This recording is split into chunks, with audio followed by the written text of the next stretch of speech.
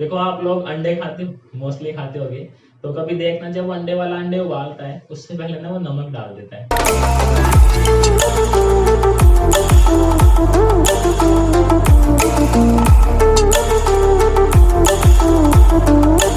नमस्कार बच्चों, मैं दिनेश शर्मा और आप देख रहे हैं इन्फिनिटी एजुकेशन।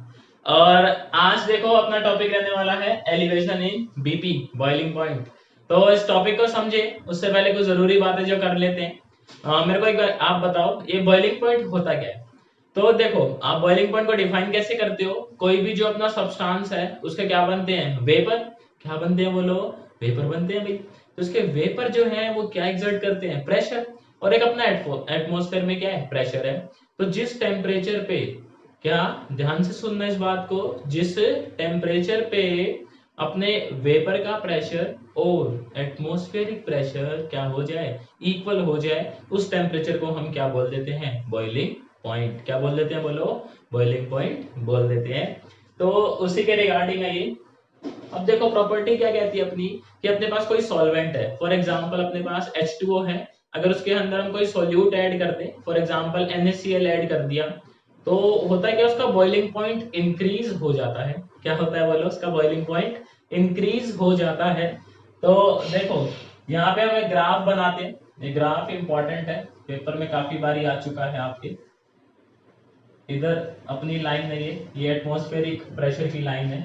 मतलब हम इस लाइन से रिप्रेजेंट करवा रहे हैं कि ये एटमॉस्फेरिक प्रेशर के इक्वल है, एटमॉस्फेरिक प्रेशर। ठीक है।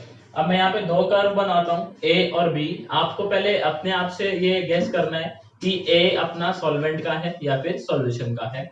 दो ही बातें है ना, एक अपने पास प्योर सॉल्वेंट है, एक बार हमने क्या करा, उसमें सॉल्यूट डाला तो क्या बन गया, अपना सॉल्यूशन बन गया। तो जो सॉल्यूशन का बॉइलिंग पॉइंट है वो जो है सॉल्वेंट के बॉइलिंग पॉइंट से क्या आता है, ज्यादा। क्या आता है बोलो, ज्यादा आता है। अब प्रॉपर्टी का नाम ही है वही, एलिवेशन इन बॉइलिंग पॉइंट। ठीक, यहाँ पे है अपना टेम्परेचर कोऑर्डिनेट और यहाँ पे वही प्रेशर। तो देखो ये दो बनाता हूं मैं कर्व, ए और ये बी। ये वाला बी है अपना और ये वाला ए है। तो देखो आपको क्या लगता है ए कर्व किसको कॉरेस्पॉन्ड करता है, सॉल्वेंट को या फिर सॉल्यूशन को। कैसे, हम नहीं मालूम, हमें नहीं मालूम, छोड़ो। हम देखते हैं कि इस मोमेंट पे ये जो प्रेशर है वेपर का, वो किसके इक्वल आया, एटमॉस्फेरिक प्रेशर के। ये प्रेशर कोऑर्डिनेट है। तो यहाँ पे जो प्रेशर है वो एटमॉस्फेरिक प्रेशर के इक्वल हो गया। इसके कॉरेस्पॉन्डिंग टेम्परेचर कोऑर्डिनेट क्या होगा, ये होगा। इसको नाम दे दूं मैं टी ए के कॉरेस्पॉन्डिंग है। बी वाले का प्रेशर कब इक्वल है एटमॉस्फेरिक प्रेशर के, इस पॉइंट पे। इसके कॉरेस्पॉन्डिंग टेम्परेचर क्या होगा, टीबी। अब आप ये देखो टी ए ज्यादा है कि टीबी ज्यादा है, ज्यादा कौन है बोलो, टीबी है ना। तो यानी जिसका ऐसा बोलते हैं टेम्परेचर ज्यादा है, यानी कि ये बॉइलिंग पॉइंट ही हो गया अपने एक तरीके से, कि जब अपना प्रेशर एटमॉस्फेरिक प्रेशर के इक्वल हो रहा है तो बॉइलिंग पॉइंट किसका ज्यादा आ रहा है, बी का आ रहा है। और ए का बॉइलिंग पॉइंट क्या आ रहा है, कम आ रहा है। तो बॉइलिंग पॉइंट ज्यादा किसका होता है बोलो, सॉल्यूशन का। और सॉल्वेंट का क्या होता है, बॉइलिंग पॉइंट कम होता है। तो यानी जो बी कॉरेस्पॉन्ड है वो किसको करता है, अपना सॉल्यूशन को। और ए कॉरेस्पॉन्ड किसको करता है, अपना प्योर सॉल्वेंट को। ये बात समझ आई। अगर हम सॉल्वेंट में सोल्यूट ऐड कर देते हैं तो उसका बॉइलिंग पॉइंट क्या हो जाता है, बढ़ जाता है। अब वो कैसे बढ़ता है, उसका फॉर्मूला है अपने पास, delta T V is equals to K V into M. ये होता है अपना एलिवेशन इन बॉइलिंग पॉइंट, कि कितना बॉइलिंग पॉइंट बढ़ा है, एलिवेशन इन बीपी। तो हम इसको कैसे कैलकुलेट करेंगे ग्राफ से। देखो सॉल्यूशन का बॉइलिंग पॉइंट कितना है, टीबी, और सॉल्वेंट का कितना है, टीए। तो टीबी में से टीए सब्ट्रैक्ट कर दो, आपको क्या मिल जाएगा, delta TB, elevation in boiling point. KB होता है यहाँ पे कांस्टेंट। केबी क्या होता है यहाँ पे, कांस्टेंट है, जिसको हम बोलते हैं मोलल, क्या बोलते हैं बोलो, मोलल एलिवेशन कांस्टेंट, या फिर इसको हम प्यार से बुलाते हैं इब्यूलोस्कोपिक कांस्टेंट। क्या बुलाते हैं बच्चों, इब्यूलोस्कोपिक कांस्टेंट। एक घर वाला नाम, एक बाहर वाला नाम। केबी के बारे में ये जानना बेहद जरूरी है। केबी जो है वो सॉल्वेंट की प्रॉपर्टी है, सॉल्यूट की प्रॉपर्टी नहीं है। ये बात लिख भी लेना, स्टार मार के, इस पे क्वेश्चन आता है काफी बारी, कि जो अपना केबी होता है वो किसकी प्रॉपर्टी होती है बोलो, वो सॉल्वेंट की प्रॉपर्टी होती है, सॉल्यूट की प्रॉपर्टी नहीं होती। एम होता है यहाँ पे m का नाम है मोलैलिटी। क्या नाम है? मोलैलिटी। ठीक है। अब यहाँ से देखो वाइवा के लिए क्वेश्चन आ रहा है आपके सामने। आपसे टीचर ये पूछेगा कि जो आपने ऑस्मोटिक प्रेशर पढ़ा लास्ट क्लास में, उसमें यहाँ पे कंसंट्रेशन जो होती है वो क्या होती है? मोलैरिटी। देखी थी हमने, वहां पे मोलैरिटी लेते हैं, यहाँ पे मोलैलिटी ले रहे हैं। भाई इतना भेदभाव क्यों? बताओ। तो देखो इसका आंसर है कि मोलैलिटी और मोलैरिटी टेम्परेचर के साथ कैसे चेंज होते हैं। जो अपनी मोलैरिटी है वो टेम्परेचर के साथ क्या हो जाती है? चेंज। और जो मोलैलिटी है वो टेम्परेचर के साथ चेंज नहीं होती। ये जो एक्सपेरिमेंट है इसमें टेम्परेचर चेंज करना पड़ेगा क्या? हम भाई पूरे में एक्सपेरिमेंट चेंज करना पड़ेगा। हम गर्म करते जा रहे हैं तो टेम्परेचर जो है वो कंटिन्यूसली क्या होता जा रहा है? चेंज। तो अगर हम मोलैरिटी की बात करें तो मोलैरिटी भी क्या होती रहेगी? कंटिन्यूसली चेंज होती रहेगी। ये तो बड़ी दिक्कत है। तो जो हमारा फार्मूला है इसमें वैल्यू कौन सी रखोगे? समझ रहे हो बात को? तो उसके लिए हम क्या करते हैं, हम कोई ऐसी जो कंसंट्रेशन मेजर करने का तरीका है वो देखते हैं जो टेम्परेचर से अफेक्ट ना हो, और वो है अपना मोलैलिटी। मोलैलिटी को टेम्परेचर से रत्ती भर भी फर्क नहीं पड़ता। तो टेम्परेचर चेंज होने के बावजूद भी जो अपनी मोलैलिटी है वो क्या रहती है? कांस्टेंट। तो इससे जो अपने आंसर है वो भी क्या आते हैं? कंसिस्टेंट आते हैं। कंसिस्टेंट मतलब आंसर सही आते हैं, जो हम प्रैक्टिकली एक्सपेरिमेंट करके निकाल रहे हैं और जिस फार्मूले से निकाल रहे हैं वो दोनों आपस में मैच खाते हैं। बात समझ आई? और देखो इसमें अब इसके आते हैं एग्जाम्पल पे। जरा एग्जाम्पल बड़े प्यारे प्यारे हैं इसके ना, कि ये कहाँ कहाँ यूज होता है रियल लाइफ में। जैसे कि मैंने कहा था कि ये किचन में सबसे ज्यादा यूज होते हैं, ये जो है अपना ऑस्मोसिस, और ये एलिवेशन इन बॉइलिंग पॉइंट, और एक और देखेंगे अभी डिप्रेशन इन फ्रीजिंग पॉइंट। तो आपको क्या लगता है किचन में कहाँ यूज होता होगा? देखो आप लोग अंडे खाते हो, मोस्टली खाते होगे। तो कभी देखना जब वो अंडे वाला अंडे उबालता है उससे पहले ना वो नमक डाल देता है। या फिर जब आपके घर में कभी आलू होते हैं ना, आलू वो हार्ड होते हैं तो उनको जल्दी उबालने के लिए पानी में जो है मम्मी लोग क्या करती है? नमक डाल देती हैं। तो उससे होता क्या है? देखो नमक डालने से जो अपना सॉल्वेंट है यानी कि जो वाटर है उसका बॉइलिंग पॉइंट क्या हो जाएगा? बढ़ जाएगा। बॉइलिंग पॉइंट अगर बढ़ेगा तो जो उसकी लिक्विड स्टेट है वो ज्यादा देर तक रहेगी। समझ रहे हो ना बात? भाई बॉयल होना स्टार्ट हो जाएगा तो वेपर बन जाएगी फिर उसके। तो अपना क्या है वो ज्यादा देर तक रहेगी अगर लिक्विड स्टेट, तो जो बॉइलिंग है वो क्या हो जाएगी? अपनी फास्ट हो जाएगी। सेम केस अंडे वाले के साथ है, तो वो नमक डाल के जो है उबालते हैं ताकि उनका पानी रहे ज्यादा टाइम तक। ऐसा नहीं कि पानी उड़ गया अंडे रह गए, समझ रहे हो? तो दिक्कत हो जाएगी। तो इसलिए जो है हम यूज करते हैं इन चीजों का रियल लाइफ में भी। बात समझ आई आप लोगों को?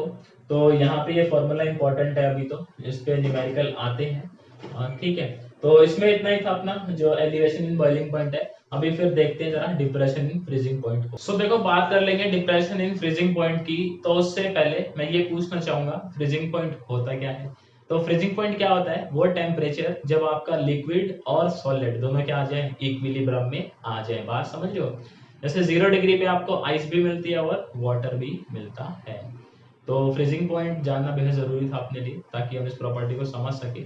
तो अब देखो होता क्या है, अगर हमारे पास सॉल्वेंट यानी कि वाटर है, नॉर्मली कितने डिग्री पे फ्रीज होता है? 0 पे फ्रीज होता है। अगर मैं उसके अंदर कुछ सोल्यूट ऐड कर दूं, फॉर एग्जांपल NaCl, नमक डाल दो पानी में, तो वो क्या है फिर देर में फ्रीज होगा। मतलब अब उसको 0 डिग्री नहीं, उसको -2 -3 डिग्री चाहिएगा फ्रीज होने के लिए। बात समझ में आ रही है आप लोगों को? कि फ्रीजिंग पॉइंट जो है वो और कम हो जाता है।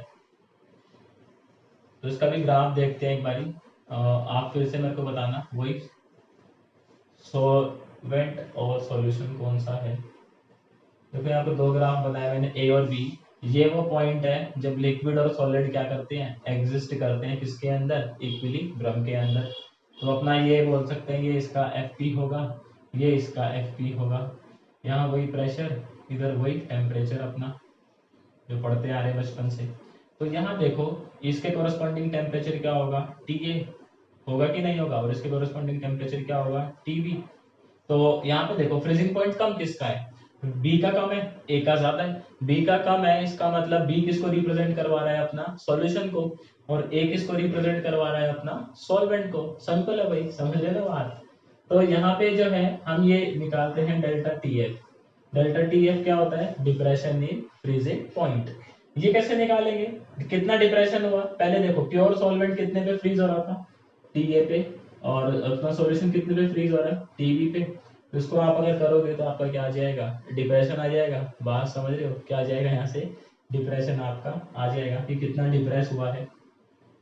इसके बाद इसका फॉर्मूला भी है न्यूमेरिकली कैलकुलेट करने के लिए, वो है के एफ इंटू एम।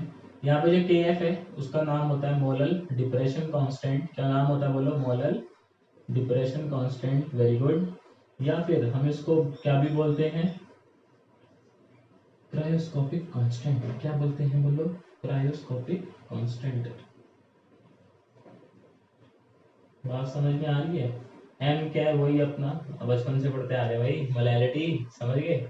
तो अब देखो ये तो फॉर्मूला है, इसका एग्जांपल रियल लाइफ में आपको क्या लगता है ये चीज कहाँ यूज होती होगी, जब हम फ्रीजिंग पॉइंट डिप्रेस करवाते हैं। आपने देखा है कभी रोड पे अगर बर्फ जम जाती है तो पहाड़ी एरिया है तो बर्फ हटाते कैसे, कैसे हटाते हैं भाई बर्फ, उस पर क्या डालते हैं, नमक डालते हैं। अब नमक डालने से क्या होता है समझना, पहले वाटर कितने पे फ्रीज हो रहा था, 0 डिग्री पे, और इन्वायरमेंट का टेम्परेचर भी कितना था, 0 डिग्री था, तो बर्फ बनी हुई थी एकदम झकास। हमने नमक डाला, इसका फ्रीजिंग पॉइंट क्या हो जाएगा कम, मान लो इसका फ्रीजिंग पॉइंट हुआ -2 डिग्री सेंटीग्रेड, लेकिन इन्वायरमेंट अभी भी कितना है, 0 पे ही है। तो क्या अब ये फ्रीज हो पाएगा, देखो इसको कितना चाहिए फ्रीज होने के लिए, -2, लेकिन इन्वायरमेंट में क्या है, 0। तो ये जो जो अपनी आइस थी वो धीरे धीरे किस में कन्वर्ट होना स्टार्ट हो जाती है, लिक्विड में कन्वर्ट होना स्टार्ट हो जाती है, यानी बर्फ का धीरे धीरे क्या बनता जाएगा, पानी बनता जाएगा। आप एक्सपेरिमेंट घर पे भी करके देखो, बर्फ लेना, उसके ऊपर ना 2 सैंपल लेना, समझ रहे हो बात, एक सैंपल पे नमक डालना, दूसरे पे मत डालना, और आगे देखना कौन सी जो आइस का सैंपल है वो जल्दी मेल्ट कर रहा है। तो जब आप देखोगे तो आप ये पाओगे कि जिसपे आपने नमक डाला है वो वाली आइस जो है आपकी वो जल्दी मेल्ट करेगी, और दूसरी वाली जो है वो देर में मेल्ट करेगी, सिंपल है। तो ये था अपना किसका, डिप्रेशन इन फ्रीजिंग पॉइंट। अच्छा एक अब वो बचा अपना relative lowering in vapour pressure, वो हम ऑलरेडी कवर कर चुके हैं, जो हमने पढ़ा था ना राउल्ट्स लॉ। क्या पढ़ा था बोलो, हमने राउल्ट्स लॉ पढ़ा था फॉर नॉन वोलेटाइल सॉल्यूट। याद है आपको, वो ऐसा एक्सप्रेशन आया था एक, देखो P not minus P T divide by P not is equals to chi, कुछ ऐसा। थोड़ा सा जोर डालो दिमाग पे, याद आएगा, हमने कवर करा होगा ये। तो इसी को बोलते हैं relative lowering in vapour pressure. Property क्या होती है वो मैं समझा देता हूँ कि सॉल्वेंट का कुछ वेपर बनते हैं, उसका प्रेशर होता है, वो क्या अपना वेपर प्रेशर ऑफ सॉल्वेंट। उसके अंदर अगर हम सॉल्यूट ऐड कर देते हैं कुछ, तो वेपर प्रेशर कम हो जाता है। क्या हो जाता है, वेपर प्रेशर कम हो जाता है, तो उसी को हम बोलते हैं relative lowering in vapour pressure. अभी 4 प्रॉपर्टी है, लेकिन देखो ये जो है अपनी डिप्रेशन इन फ्रीजिंग पॉइंट और एलिवेशन इन बॉइलिंग पॉइंट, सबसे ज्यादा न्यूमेरिकल इन्हीं 2 प्रॉपर्टी से आते हैं जो आज हमने कवर करी है। अब एक प्रॉब्लम समझना इस फॉर्मूले की, ये जो फॉर्मूला है ना, ये जो फॉर्मूला है वो नॉन इलेक्ट्रोलिटिक सॉल्यूट पे बढ़िया काम करता है। नॉन इलेक्ट्रोलिटिक सॉल्यूट क्या होता है, जो सॉल्यूशन में जाने के बाद डिसोसिएट ना हो। जैसे शुगर, शुगर जो है वो सॉल्यूशन में जाने के बाद डिसोसिएट नहीं होता। यूरिया, यूरिया डिसोसिएट नहीं होता। NaCl डिसोसिएट हो जाता है, पकड़े गए, समझ गए। NaCl जो है वो सोडियम आयन और क्लोराइड आयन बना लेता है सॉल्यूशन के अंदर। तो ये जो फॉर्मूले पढ़े हमने, ये 3-4 फॉर्मूले जो है ऑस्मोटिक प्रेशर का, इसका ये relative lowering in vapour pressure का, ये फटफट आंसर निकाल के देते हैं आपको। अगर आपका सोल्यूट कैसा है, नॉन इलेक्ट्रोलिटिक है तभी। अगर इलेक्ट्रोलिटिक हो गया तो वहां ये फॉर्मूले क्या हो जाते हैं, फेल हो जाते हैं। तो आप समझ रहे हो प्रॉब्लम है भाई कुछ, मतलब एक्सपेरिमेंट कर रहे हैं तो कुछ और ही आंसर आ रहा है, इससे निकाल रहे हैं तो कुछ और आ रहा है, बहुत ज्यादा गड़बड़ आ रही है आंसर में। तो साइंटिस्ट लोगों ने ये सोचा कि जो हमने ये डिराइव करे हैं फॉर्मूले, जरूर हमने कोई ऐसी चीज मिस कर दी है जो इलेक्ट्रोलिटिक और नॉन इलेक्ट्रोलिटिक के लिए रिस्पॉन्सिबल है। मतलब कोई फैक्टर ऐसा जरूर रहा होगा कि जो हमने ध्यान नहीं दिया कि अगर इलेक्ट्रोलिटिक है तो ये लगाना है इस फॉर्मूले में, नॉन इलेक्ट्रोलिटिक है तो ये लगाना है। बात समझ रहे हो। तो वो आज नहीं करेंगे, वो नेक्स्ट क्लास में करेंगे। बस ये थोड़ा सा बता दिया ताकि आपको ऐसा रहे, अरे हाँ नेक्स्ट क्लास कब आएगी, समझ लीजिए, थोड़ा सा आपका इंटरेस्ट डेवलप हो जाए इस चीज के अंदर, इस फॉर्मूले में गड़बड़ है। तो आज के लिए इतना ही था। अगर आपको ये समझ आया तो वीडियो को लाइक कर देना, चैनल को सब्सक्राइब कर देना जिन्होंने अभी तक नहीं करा, बेल आइकन प्रेस कर देना और अपने फ्रेंड्स के साथ शेयर कर देना। मैं आपसे मिलता हूँ एक नई वीडियो में नए टॉपिक के साथ।